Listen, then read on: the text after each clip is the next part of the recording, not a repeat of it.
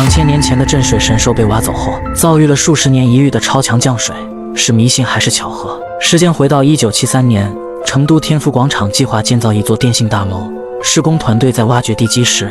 意外地在地下10几米处发现了一块巨大而坚硬的石头。原本勘探团队在前期调查时并未发现地下有明显异物，但工人们上前仔细研究后，发现这块石头上有着清晰且明显的雕琢痕迹，古朴的工艺让人不禁联想到文物。工人们意识到情况不寻常，立即上报领导并联系了当地文物局，请求专家前来现场勘察。专家们到场后，对巨石进行了详细研究。然而问题出现了，由于巨石体积庞大，以当时的人力和设备很难将其完整取出。经过分析，专家们确定眼前深埋地下的巨石是古代用于镇压洪水的神兽雕像。但专家们的想法遭到了成都本地一些老人的反对，他们认为古人将神兽雕像深埋地下必有其道理，不能为了研究而破坏本地的安宁。同时施工方也表示，如果强行挖掘，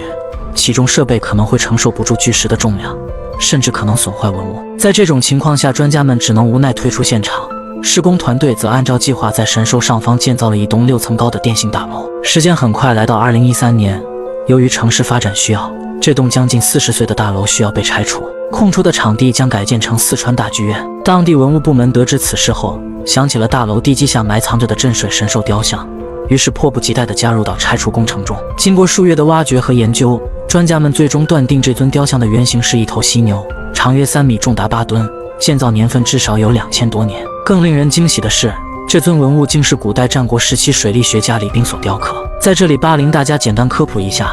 李冰不仅是水利学家，还是道教的代表人物。他在治水时运用了道教的思想，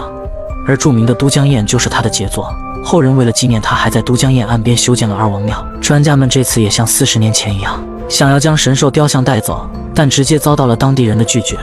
他们要求当场将镇水神兽放回原来的位置，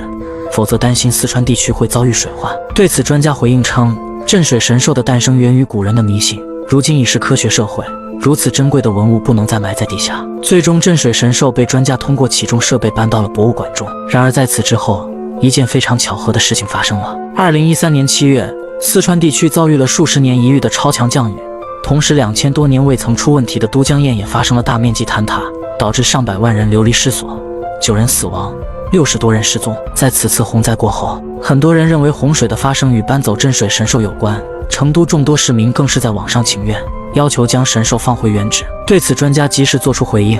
强调本次强降雨是自然灾害，与所谓的神兽挖出毫无关系，希望大家不要盲目迷信鬼神之说，要相信科学。